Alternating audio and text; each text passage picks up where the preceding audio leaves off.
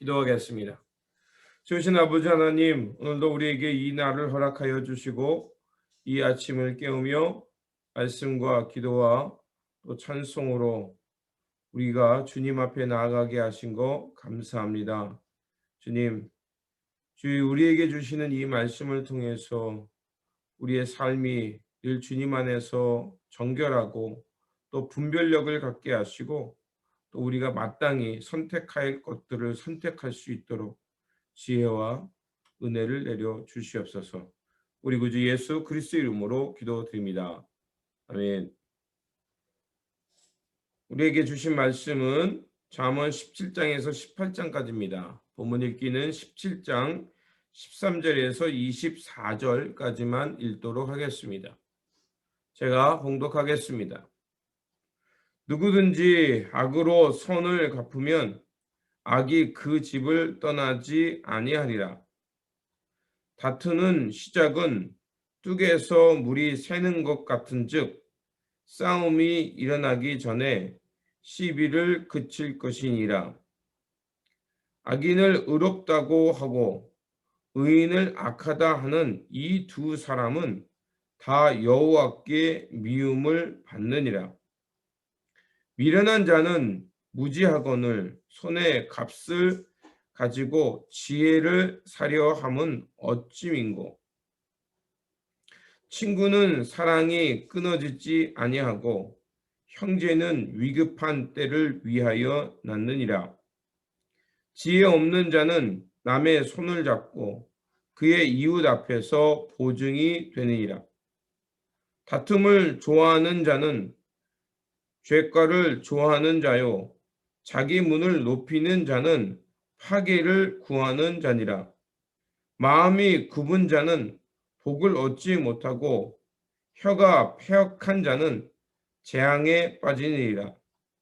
미련한 자를 낳는 자는 근심을 당하나니 미련한 자의 아비는 낙이 없느니라. 마음의 즐거움은 양약이라도 심령의 근심은 뼈를 마르게 하느니라. 악인은 사람의 품에서 뇌물을 받고 재판을 굽게 하느니라. 지혜는 명철한 자 앞에 있거늘 미련한 자는 눈을 땅 끝에 두느니라.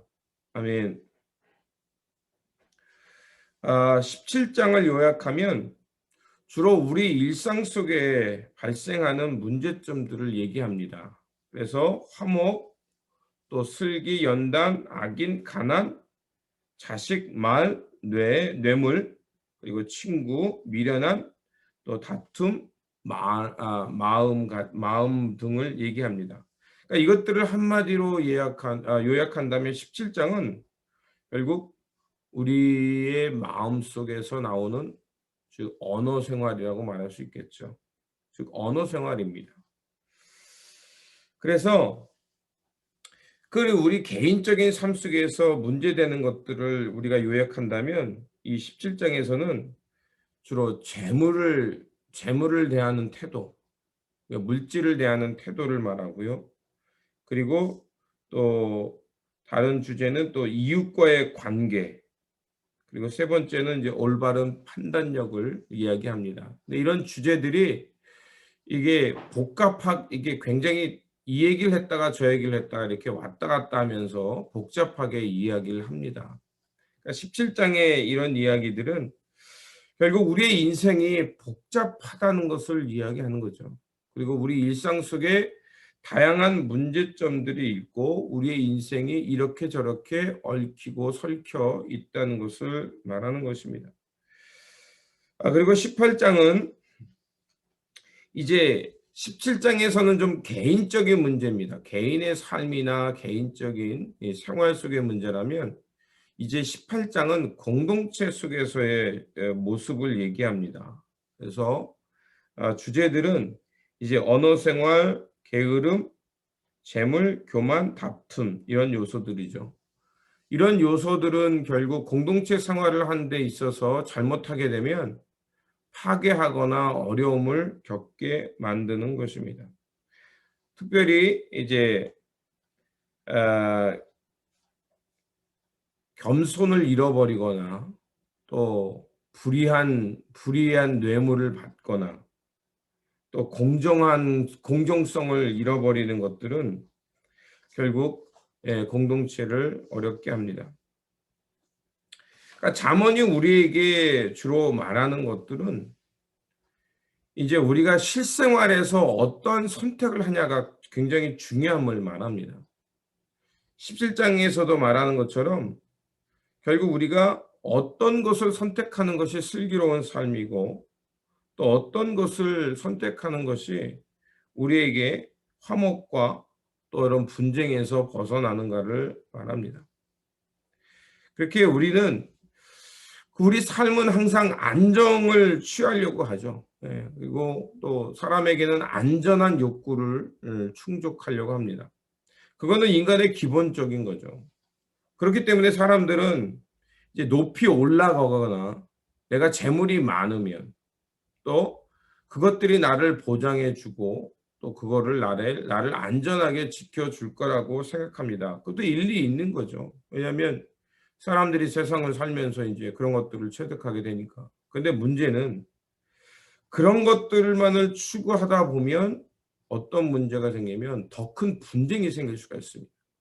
이웃을 돌아보지 않거나 이웃의 것을 강제적으로 탈취하게 되면 결국 그것이 문제가 돼서 나를 안전하게 지켜줄 거라고 생각했던 것들이 오히려 화가 되는 경우가 발생한다는 거죠. 그러니까 이런 것들은 잠언의 이야기들은 어떤 순간적인 선택을 말하는 것들이 아니라 인생이라는 큰 시간들을 다 놓고 봤을 때 결국 그 이웃과의 관계 또 다른 사람을 해하는 말 또 어떤 내가 뇌물을 받거나 또 불의한 일을 선택한 것이 결국 끝이 안 좋고 또 내 삶에서 더 큰 문제를 일으킨다라는 것을 깨닫게 됐기 때문에 이런 얘기를 하는 겁니다. 그러면 특별히 오늘 본문을 좀 집중해서 본다면 저는 20절에 좀 집중해 보고자 합니다.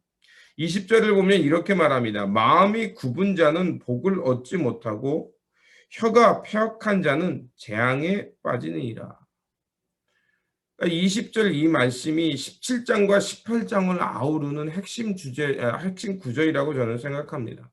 왜냐하면 결국 공동체 생활이나 또 우리 개인적인 삶에 있어서 이 마음, 그 잠언의 주제이기도 하죠. 우리의 먼저 마음을 살피는 것, 또 우리의 마음이 하나님께 두는 것이, 하나님을 경외하는 것이 또 우리의 생명의 근원이다라고 말하는 것처럼 우리의 마음을 다스리고 살피는 것이 중요함을 알 수가 있습니다.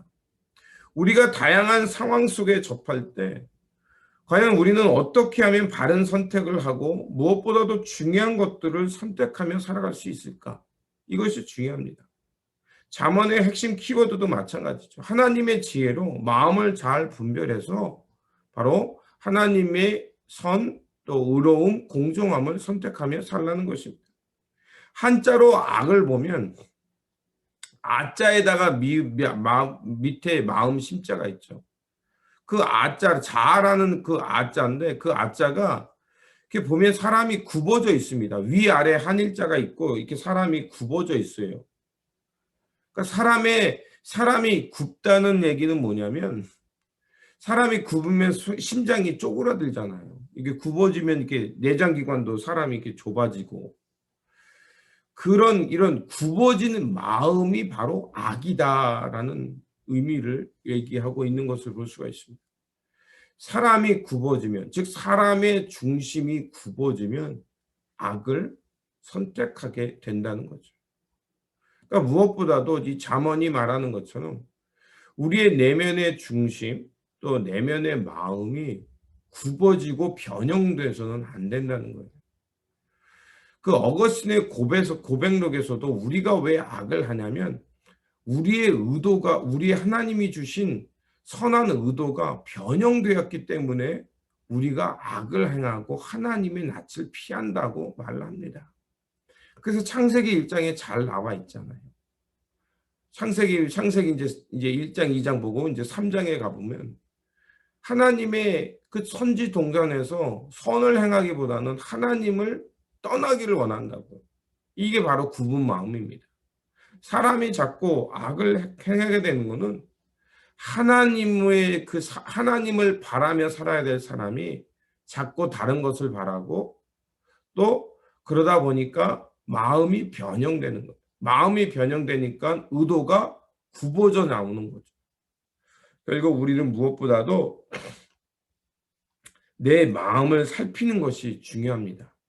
사람이요, 마음이 굽으면 사물이나 상황을 삐뚤게 봅니다.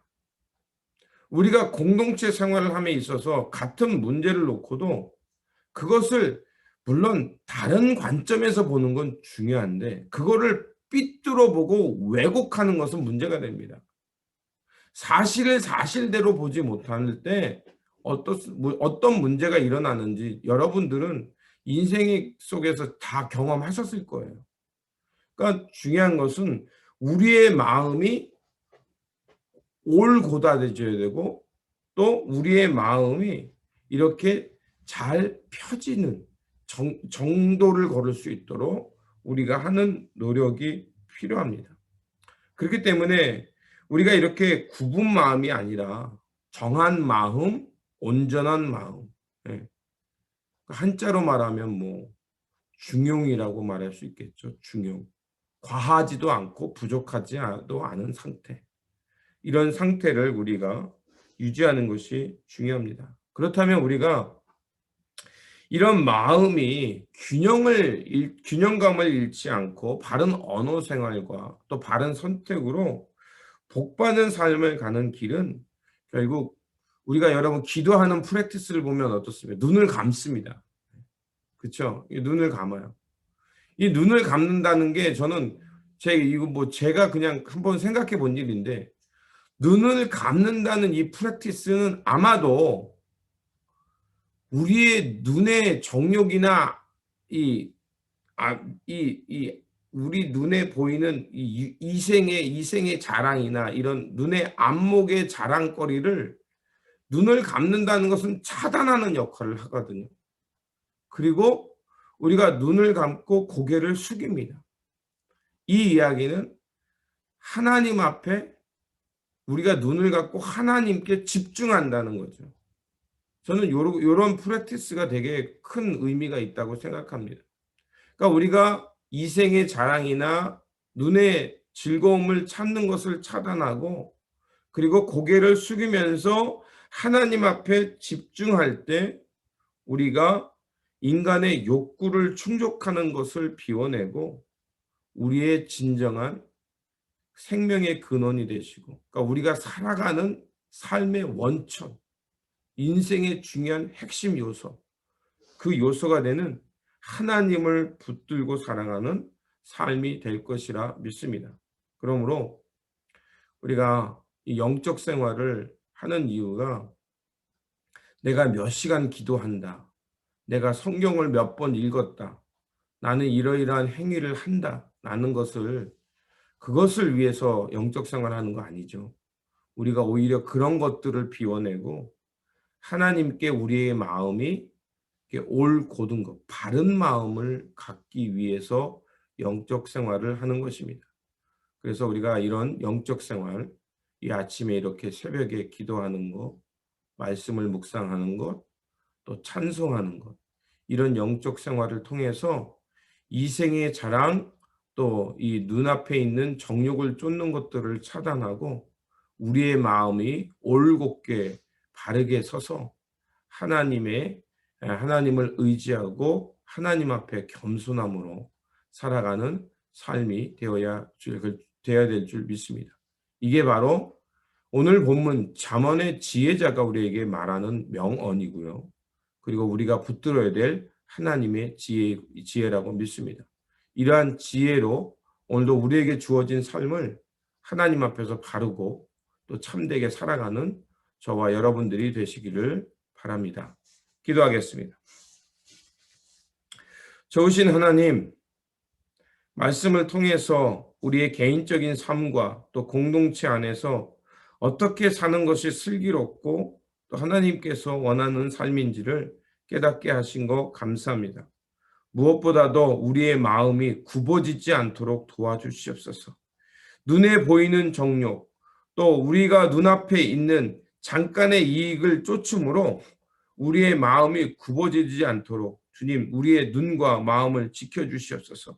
우리가 이렇게 말씀을 묵상하고 하나님의 말씀을 들으면서 하루를 출발하는 것처럼 언제 어디서나 먼저 하나님 나라와 의를 생각할 수 있게 도와주시고 그 성령님의 지혜를 통해서 하나님의 거룩한 뜻을 알고 우리가 바른 선택을 하며 우리의 마음이 올곧게 서서 살아가는 삶이 되게 하여 주시옵소서.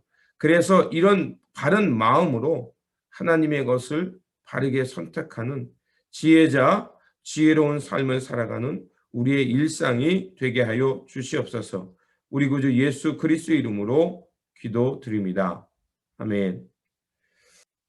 오늘 우리에게 주신 말씀, 그것을 붙들고 기도하시고요. 무엇보다도 우리의 마음이 굽어지지 않도록 하나님 앞에서 온전하고 올곧게 설 수 있도록 영적 생활을 잘 하시고 하나님의 지혜를 통해서 바른 선택 속에 하나님의 복된 인생, 형통한 일상을 살아가시기를 주님의 이름으로 축원드립니다. 귀하신 주여 날 붙드사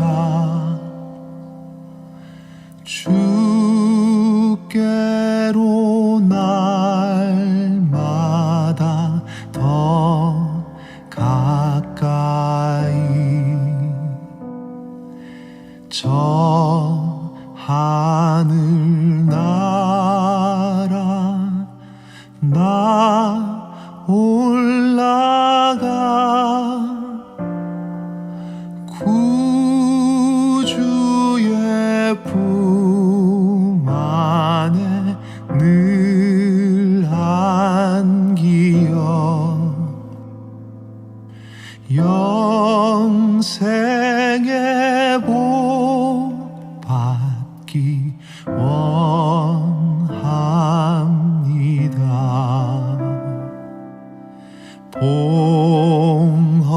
봉헌할 물건 나 없어도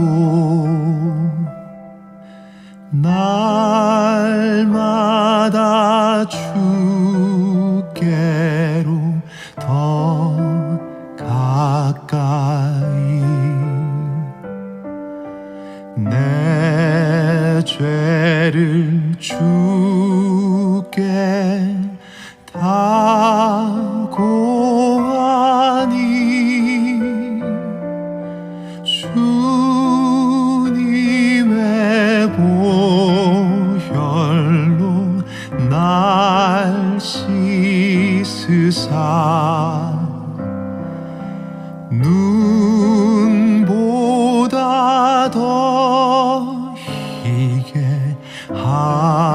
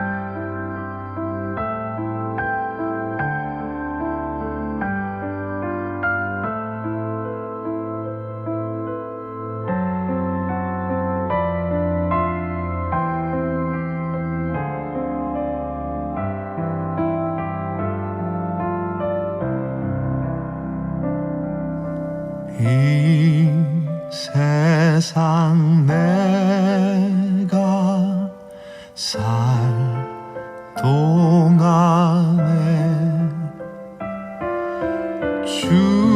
주께로 날마다 더 가까이 저